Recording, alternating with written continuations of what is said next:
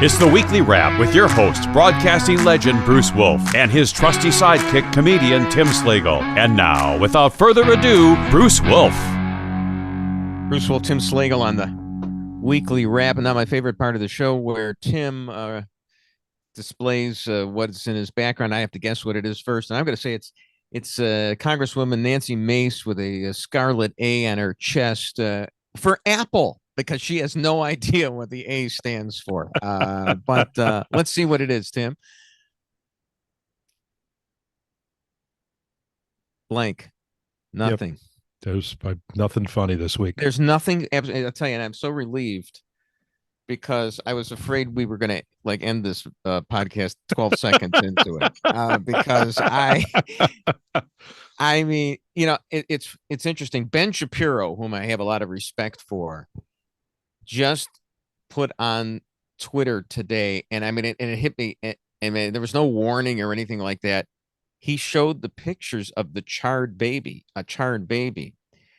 and it's interesting.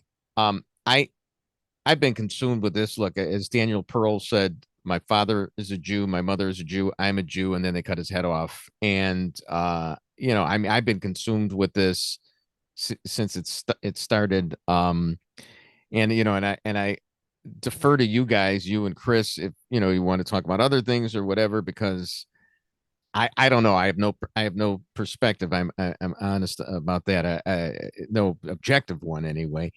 But he did a picture of it, and there's a Chabad rabbi that I know. I actually talk to him like every day. We're talking about the images, and you're not really supposed to look at this stuff. And I understand the reason to show people this, because they've got to understand what really happened here. So it's dramatic. I'm curious there. Why are you not supposed to look at that stuff? So the reason is, I mean, for Jews anyway, you're not supposed to look at it for a couple of reasons. And maybe others, they say about Jews in a synagogue, there are 100 people there. There are 100 different congregations in there because Sure. we don't agree on anything. But because it violates the person yet again. And also it will serve to depress you when it's interesting. I mean, you got to go ahead and look, the goal is simple and it's clear, and there's no two ways about it. Hamas must be destroyed. I mean, that's it, period. But there are other ways, other things that you can do. I mean, and this gets deep into the religion and everything like that. But I mean, you can go through rituals of the religion. I mean, that celebrate the religion, that celebrate your relationship with God and everything. I mean, it goes back to the Jews are enjoined to defy the second law of thermodynamics, which says that everything is says that the universe is dying and we're going through entropy, and we're supposed to embrace life, whereas these people are a death cult, and that's the difference. And that's Barack Obama saying, "Oh, there's no American, i.e. Western, i.e. Judeo-Christian exceptionalism. No, we're no better than you are." And this. You got your fingerprints all over it, President Obama, and your third-term guy, President Biden, who I give credit to. I believe, as of the time we're taping this, they did decide to try to freeze the $6 billion that they got in the ransom in exchange for the hostages. I'm not even sure that's legal. It's going to be it's going to be $6 billion by the time it's frozen, I'm sure. Right. Well, I don't even know if it's legal. I mean, I don't even know what's legal and what's not legal.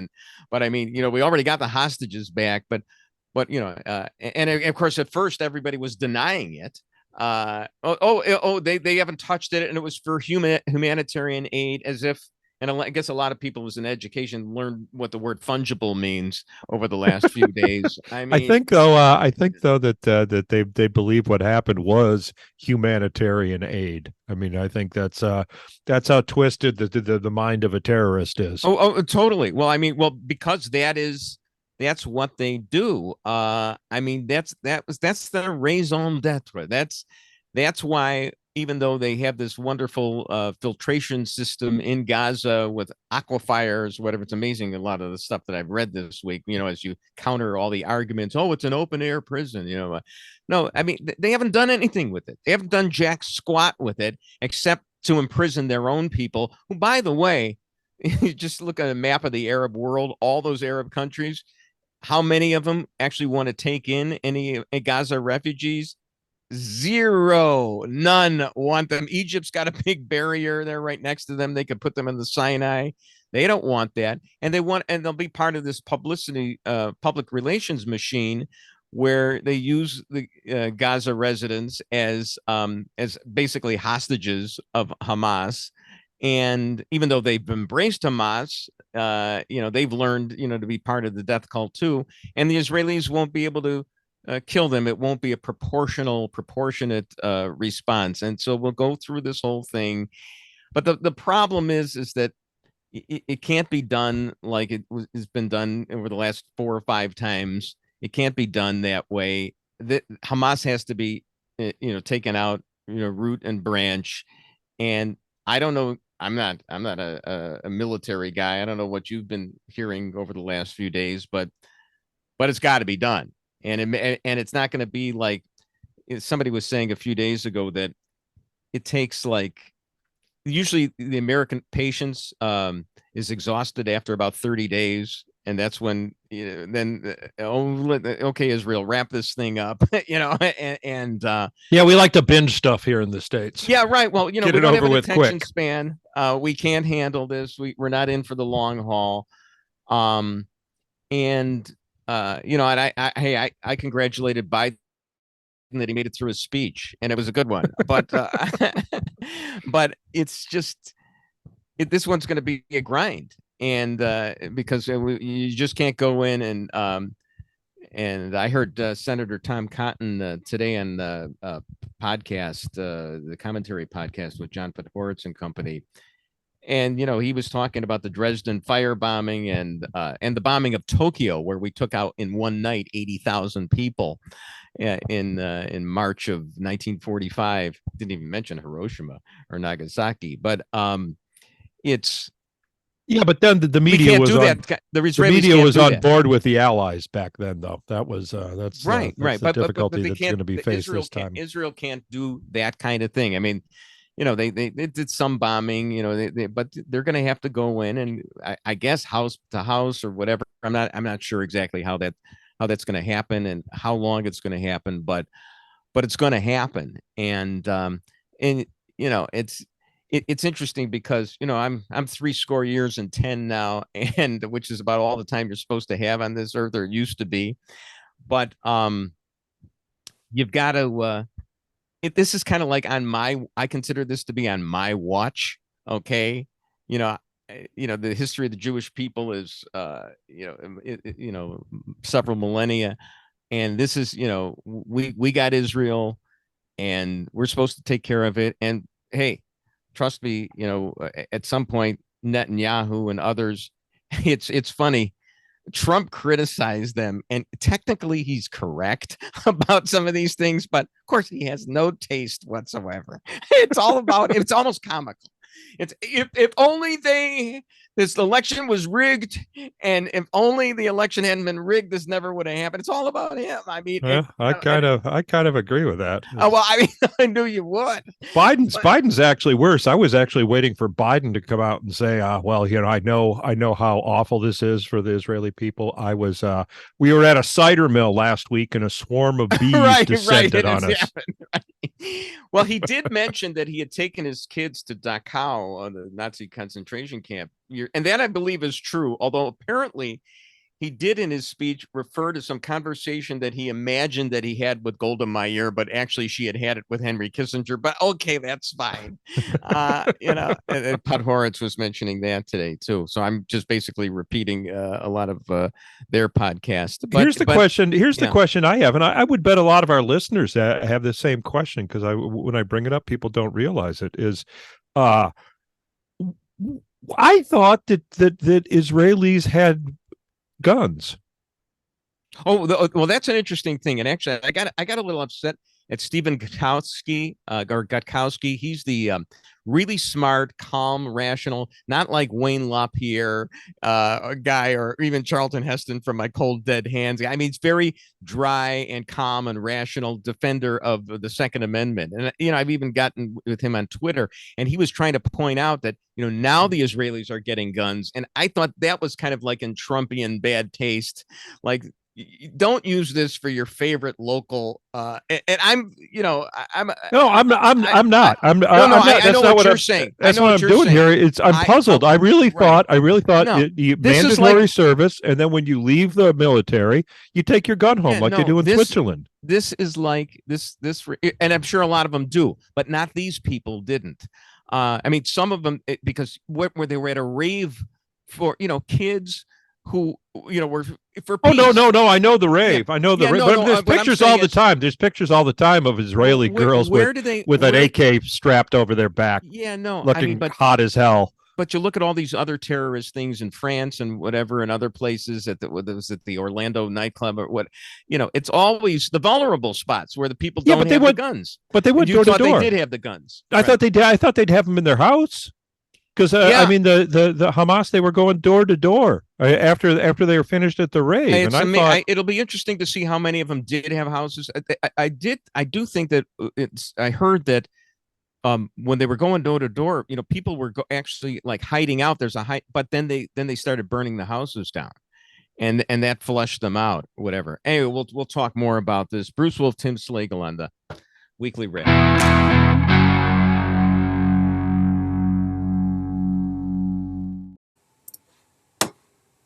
I love this show, and I love this network, but I've got to ask, who's writing the scripts? Hamas? The people who did this, they are not fighters, Jonathan. They are not militants, and I'm looking right at the camera. They are terrorists. Bruce Wolf, Tim Slagle on the Weekly Wrap.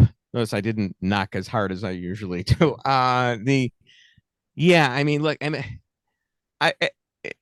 It's unfathomable, how these gigantic media this like Comcast, which owns MSNBC, get away with this BS by having this outlet like MSNBC. A lot of people aren't getting away with this stuff. This girl, I know we were scheduled this for another segment, but this girl who was going to have a job at Winston Strawn. I'm a lawyer. I went to night law school. Didn't make a lot of money. She was probably going to come out making about $250,000 a year right out of law school, and comes out in favor of Hamas. So Winston Strawn withdraws the offer, and I give them credit for that. Sure. Because I actually have been kind of pleasantly surprised at the reaction, given the state of the college campuses. And again, my good old alma mater, Northwestern, whose motto is from Philippians 4:1, whatsoever things be true. Whatsoever things be true, BS. they didn't have anything there. And then the president came out today, and I think he said he was going to fire Pat Fitzgerald again. I'm not sure, but no, I think he said that what he was going to do was, we can't take academic freedom. We can't take positions on this. And I think Stanford did the same thing. The only problem is that I'll bet you dollars to donuts that they've come out and had positions before on things. And now all of a sudden they're not, they're going to have academic neutrality on this. So that's a bunch of garbage. There was also, they've expelled conservatives on the accusation of being Nazis. Oh, right. It's Yale. Hamas is literally. Yeah, no, I mean it's such a joke. I mean, it's all about every microaggression has to be prosecuted to the nth degree. But this, no, we feel bad about this. I want to play devil's advocate here for a second, because what a lot of, especially the kids, what they say is that, well, the people in Hamas, it's apartheid. I mean, that's what's been going on in that country. Right. Are Palestinians free to emigrate from the strip or the bank? I don't think they're allowed necessarily. Well, what they had been doing was they were getting work permits to work in Israel. And there's some evidence that some of those people who got the work permits were the terrorists. So they were already in there. I mean, the problem is there's a lot of Arabs in Israel. Right. I mean, it's not like there aren't, but there's a certain limit, and there is no right of return. So that I mean, is it going to be a Jewish state or isn't it? Otherwise, they're going to be swamped, and they will be killed too. I mean, come on, we're Jews. We help make people rich. Okay, we go into a desert and we turn it into, and we you could do that anywhere if you want to do it, but they don't want to do it. They're a death cult. And then the world, of course, the world used to be, the world likes to pity people. Okay. And when the poor Jews had 6 million of us exterminated by Nazi Germany, oh, well, we feel bad for. As soon as you get on your feet, though, then you're the bad guy. And you know what? I'd rather be the bad guy on my feet than have. And that's and no, the Palestinian. I'm not saying that. I'm just curious. It's because I'm sorry. The Strip and the bank, and is that where they are? Is that the two places? They're in the Gaza Strip. The Golan Heights and West Bank. There's the West Bank. And there's there are disputes about some of these things, and you could take different sides. Well, I'm not talking real estate. I mean, Jews argue with each other. Jews have gone crazy when there's been like excesses by the military. The Jews do that. And the Jews were having an intramural squabble for the last year or so about the role of their Supreme Court, which is very liberal, and it's it's really hurting things. And but the problem is they took their eye off the ball. I mean, there's you can't let something like this happen, and they did let it happen. So I mean, to an extent, Trump is somewhat right about that, even though he's in bad taste. Because would you let us reel for over this for just a couple of seconds, Mr. Oh, by the way, got to tell you, I heard this today too. The latest polls show Trump up by 9 in Pennsylvania over Biden, and by 5 over Biden in Michigan. I mean, and I don't think Governor Whitmer did herself too many favors by her totally saccharine statement that came out right after this. You didn't even know who she was talking about. Impact on people, but she wouldn't name still talking about those 12 people that got set up by the feds. Yeah, absolutely right. And then of course AOC was really good because she called for a ceasefire before the Israelis had even struck back. Okay, no, ceasefire, and now she's, and of course the rest of the squad is an embarrassment. But I got to give credit. I mean, KJP, Jean-Pierre, who usually is very inarticulate. I mean, they did four square say. This is horrible. This is terrible, and Israel has a right to defend themselves. So, but the problem is okay. When will they go wobbly? And it's oh man. Abba Eban said, the late Israeli foreign minister said that the Palestinians never miss an opportunity to miss an opportunity. There have been so many peace plans. Clinton was embarrassed by Arafat. I remember, used to still do a little bit to this Reform synagogue in Highland Park, and the rabbi, one Yom Kippur, when you finally get an audience to pay attention to you that's actually there, said, "Well, we're going to have to learn how to deal with peace because the Palestinians have been offered like 98% of what they wanted, and so it's going to be a new paradigm, living with peace." Hey, got news for you, Rabbi. You didn't have to worry about living with peace because they don't want to do it. Terrorism is what they do. Okay. And, it's like ISIS. So you can't really deal with them. You can only at best contain or destroy them. And the American left, I mean, they've really been exposed. Obama. I saw that Egypt closed the border. They've got a barrier. They don't want them. That's what I mean. Yeah, It's like, hey, nobody wants them. don't think you're coming here. No, Obama, it took him a while, but he finally did say that Israel had a right to dismantle, was the word he used, Hamas. But I could see him saying it through clenched teeth. It's just, and he finally did say it. But because this policy of theirs, I mean, if you think that, what is it, up to like 1,500 now dead and 3,000, which is like the equivalent of 10 9/11s here. If you think that that this is something, wait till Iran gets the nuclear bomb. I mean, yeah. And so it was a nutty policy to begin with, and that's being benign. I mean, it's Obama's fault. It's wayward or nutty. It's Obama's fault that they have the nuclear bomb. I mean, Israel was ready to take out their nuclear facilities. Yeah. Do you remember that? Oh, right. Well, they Israel, took out Iraq in a nuclear reactor like in 1980. They right, but during the Obama administration, Israel said, because this is what you do. They're going to go. By the way, we are going to bomb the hell out of Iran and take out their nuclear capability. And Obama, as soon as he hung up, got right on the phone and went, "Hey, there's going to be some," and just ruined it. He just scotched the whole thing. Well, I mean, it would have been problem solved had it not been for that leak.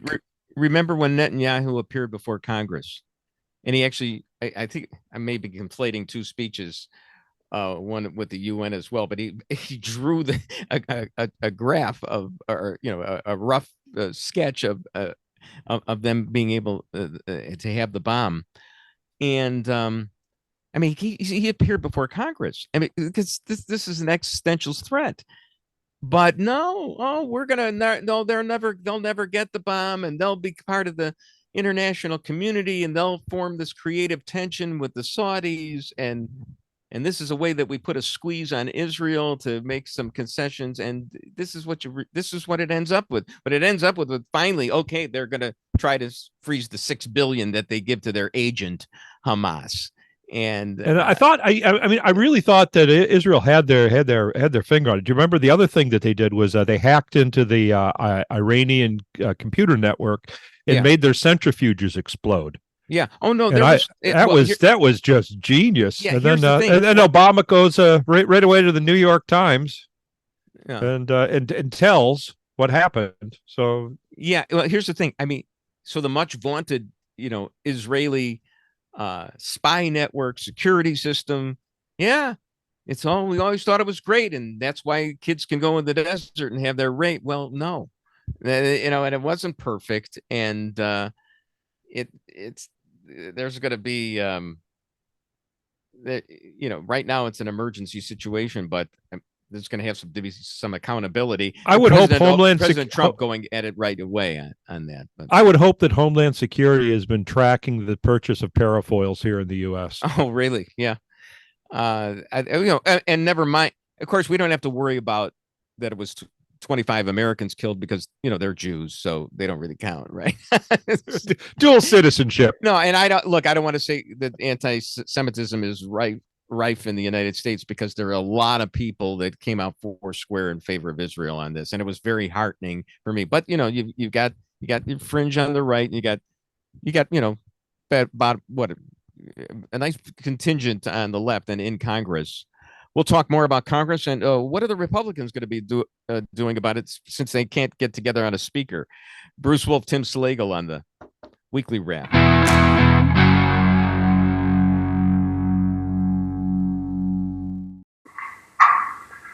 Good afternoon. There are moments in this life, and I mean this literally, when the pure, unadulterated evil is unleashed on this world. The people of Israel lived through one such moment this weekend. Bruce Wolf, Tim Slagle on the Weekly Wrap, and I mean, I still don't like him. I don't either, but I thank you. You got to thank him. He did do it. Is he gonna? Well, he did it. I don't know if I don't know if he had given that money to Iran. I don't know if it would have happened. Oh, right. I mean, their fingerprints are all over, and I give them credit. I mean, because there was a lot of controversy over the $6 billion, and they have made the attempt to freeze that. I mean, it's funny. It's in Qatar. By the way, Northwestern University, my alma mater, has a campus or some kind of facility in Qatar.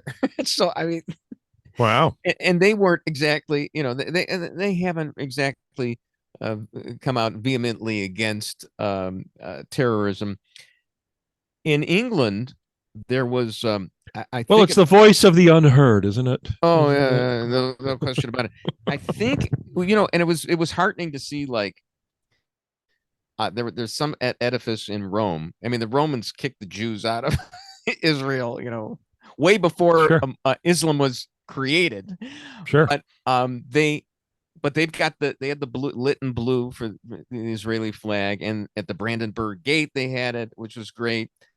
I don't think they had it at Wembley Stadium, and I was wondering, too bad Ted Lasso isn't around because he was so sensitive, and that wonderful Apple TV thing that I kind of choked my way through for, especially in the third season, because I wonder what he'd have to say about that. That we can't come out against terrorism, but they can't. The New York Times, interestingly, first called them terrorists, then they switched to gunmen. Okay, and then there was such blowback that I think they switched it back to terrorists. Well, so. I mean, where was the New York Times during World War II, huh? Oh, I mean, it's ridiculous. So they've never been a friend of the Jews. Yeah. Hey, look, Playboy came out Foursquare and got rid of its own porn star. I guess her name is Mia Khalifa. I've never actually seen her because she came out in favor of the terrorists, so they dumped her. I do love how the college students don't want to. Is she a porn star, or is that just what they call Playboy bunnies now? Well, back to those innocent days of the bunnies, right? I mean, really, you could take your kids. It was basically like going to Hooters. You could take your kids there to the Playboy Club, yeah, roughly. Yeah. So, ironically, yeah, it was. Originally, Playboy couldn't show the rabbit pelts. Oh, really? I did not know that. And now the rabbit pelts aren't even there anymore. I was just hoping that our wide and varied viewership on this was going to get at least some kernel of information that they hadn't heard.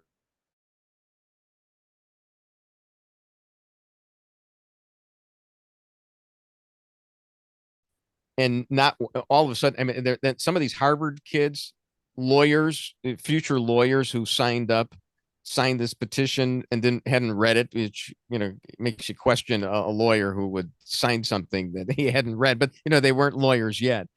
They're saying, hey, we didn't do this. We didn't know what, they're not really. I can't believe for us. I can't believe it. Let's assume she is an actual porn star. I can't believe that she would come out and on the side of fundamentalist Islam. Right. I mean, come on. Well, if she was over there, they call porn stars over there a pile of stones. Yeah. Right. I mean, the ironies abound. They're always defending all these people until they have to. Oh, she was an ex-porn star, so she's now she was in a convent apparently when they kicked her out. But it's interesting that the college students don't want to have to pay the price. I remember I went to college during the Vietnam War, and I didn't have to serve, thank goodness, or maybe not. Thank goodness. Maybe I should have had to, but I think actually Muslim porn looks like 2 tents in a hurricane. I keep trying to change the subject, but you keep bringing it back to porn, and that's fine. That's fine.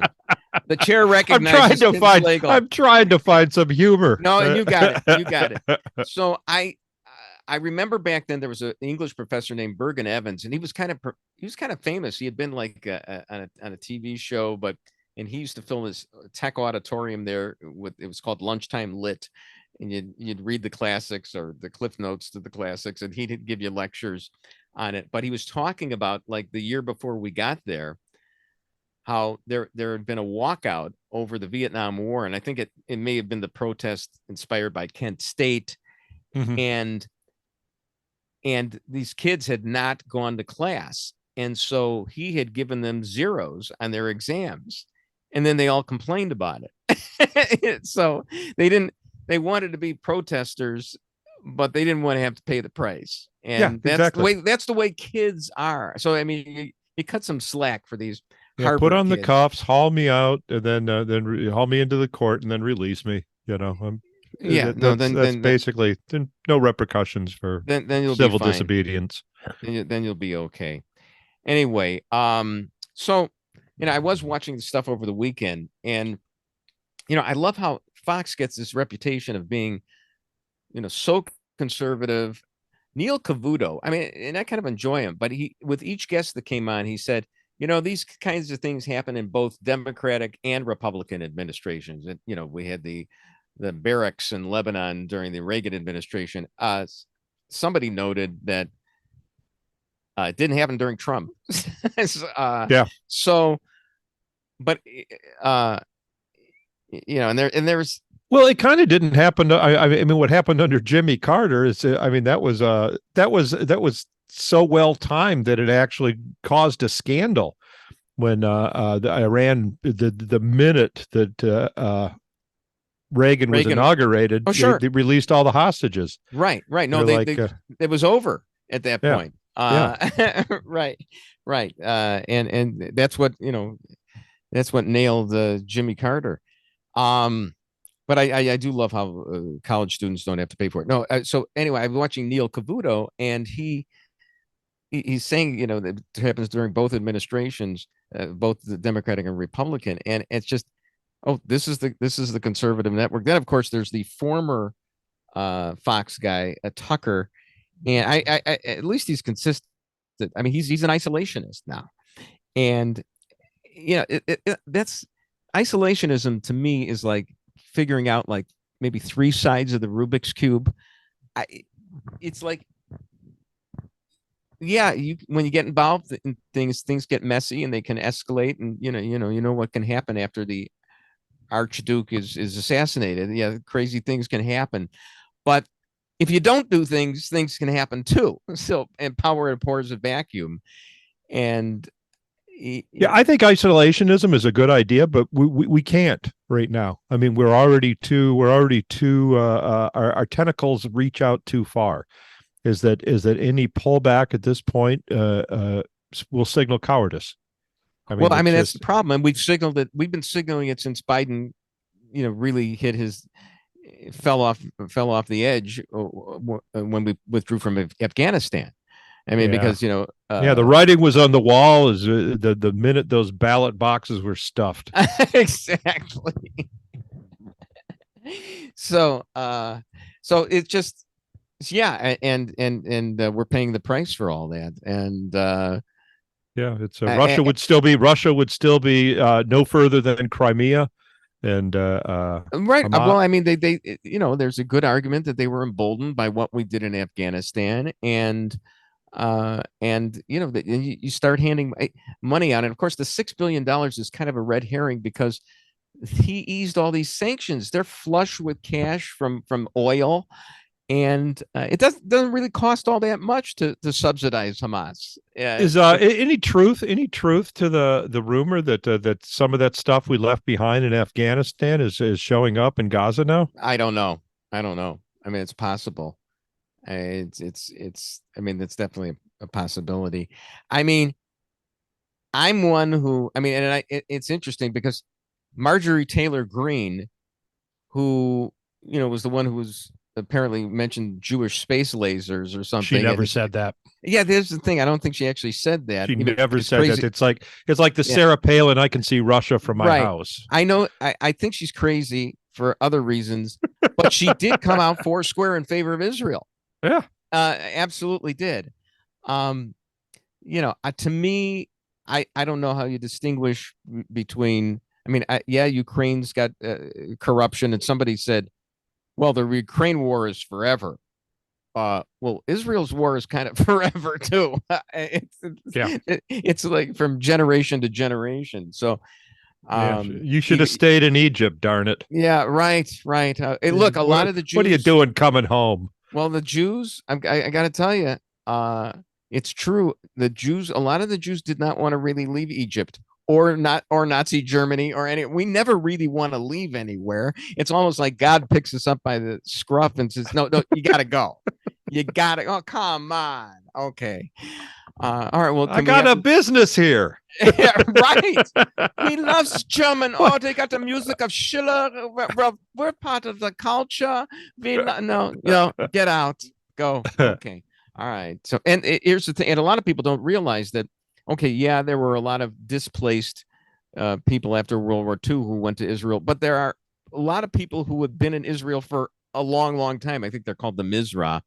And but people don't know much about history, and maybe they'll learn a few lessons now. Bruce Wolf, Tim Slagle on the Weekly Wrap.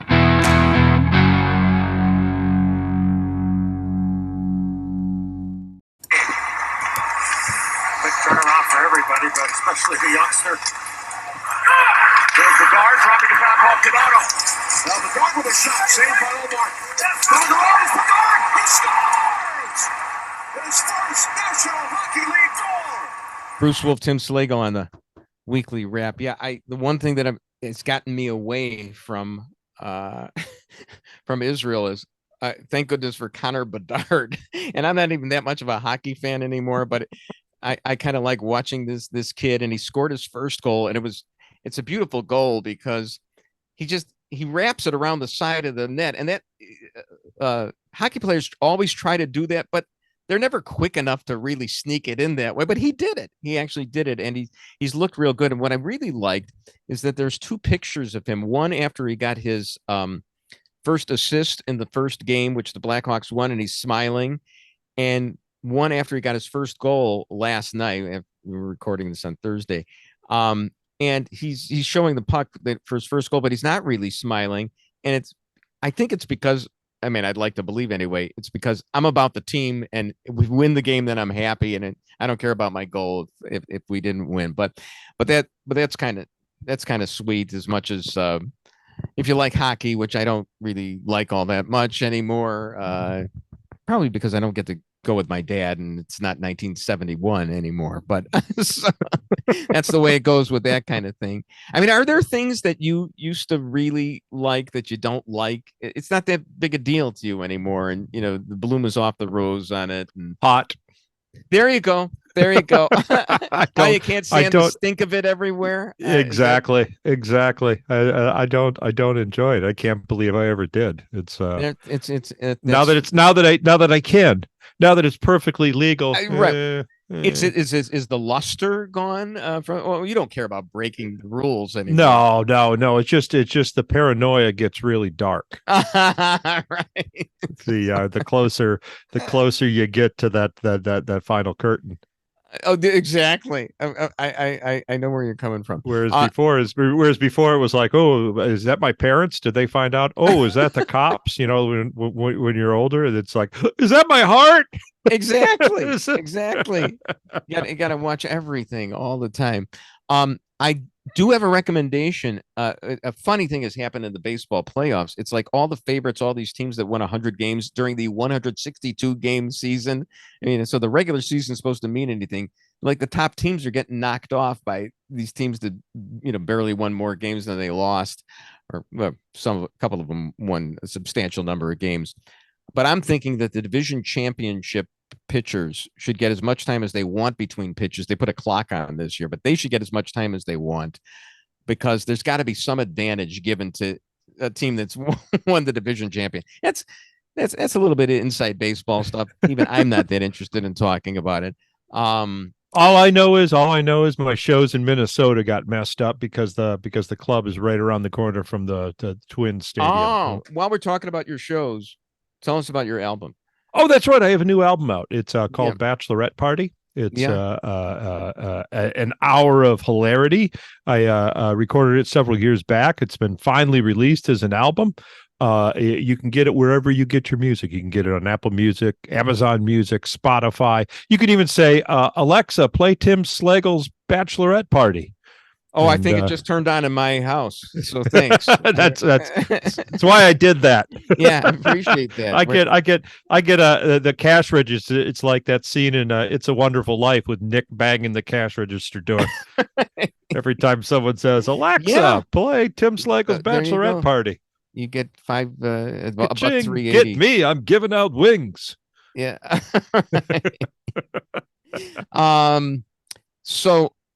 Well, let's go back to politics just for a second. This week, I didn't even realize that I had tweeted, gee, I missed the Columbus Day parade because I read that it was Indigenous Peoples Day. But apparently there still is a Columbus Day parade in Chicago. Are you aware of that? That there's dueling parades? Good. I'm sorry. I'm happy. I think I don't think Columbus should not be celebrated. Yeah, but what happened to the statue? Is that still in storage? Did they bring it back out? I don't know what the status of that is because remember they had torn it down. I think it's in Lori Lightfoot's basement somewhere. Yeah, but I do remember I was at a Columbus Day parade on the Channel 5 float when I first got to Channel 5 in 2006, and it was hysterical because I swear the reviewing stand was longer than the parade route itself. and there weren't that, but I was on a float and it was kind of a thrill to do that. But you know, that the same float they pull out for the Pride Parade? Is it Joe? Is it just the I think they're convertible now. No, you used to have to check off like what public events you were going to participate in. And you know, I always went like, you know, I got a golf game on Bud Billiken Parade. It wasn't that I was anti. It looked like a lot of fun, but it was so far away from my house. It was really going to be a schlep. Yeah. But can the float come by my house and pick me up? I kind of wish that I had gone to a Bud Billiken. The gay pride. I never really checked that box. And as a matter of fact, I once on the radio, Dan Proft and I on WLS had on I wanted to say the Pope, the Cardinal, was on, and he was complaining about how the gay pride parade was going through the route of churches that they couldn't actually say mass and during that time, so there was that. So yeah, I couldn't be in the gay pride parade because of that. Cardinal's orders. Yeah, Cardinal. So Jews are Catholics once removed. That's totally right. So so I was actually happy to discover that, and this is Tim's technical workshop because people should know that off air, all you ever do is talk about your hard drives, and sometimes you even talk about your computer as well. But I'm trying to get Chris's computer to stop crashing because it adds a half hour onto this podcast. I know, almost every week. Time is of the essence here. But I have this charger for my iPod and my iPhone. First of all, is it true that because I get a spark every time I plug it in, and I think that it's like common for this. It's like there's going to be a conflagration every time you plug in your charger. But also, for some reason, my phone charger doesn't always, you got to jigger it around a little bit and it doesn't work. And I know that you can use the very technical method of blowing right into the portal, to get any dust out of it, or using a toothpick, but it doesn't even seem to be a problem with the portal on the phone so much as it is the plug in the jack into the charger itself that goes into the outlet. And I'm not looking for your advice so much as just a sigh of relief that it's good to see that they haven't perfected all these things. So it's just the concept pushing in and pulling out, pushing in, it wears it down. It doesn't. The springs that hold the metal to metal kind of. Well, okay, but that's soften. A problem too, because I just got this one not more than a fortnight ago. It was several fortnights. I just wanted to say fortnight, and it's the charger cube, the thing that goes in the wall. the cube is fine.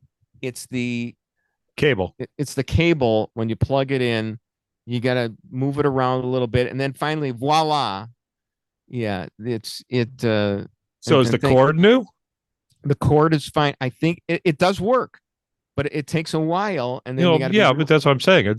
Something's failing. So do you have other cords? Do other cords work?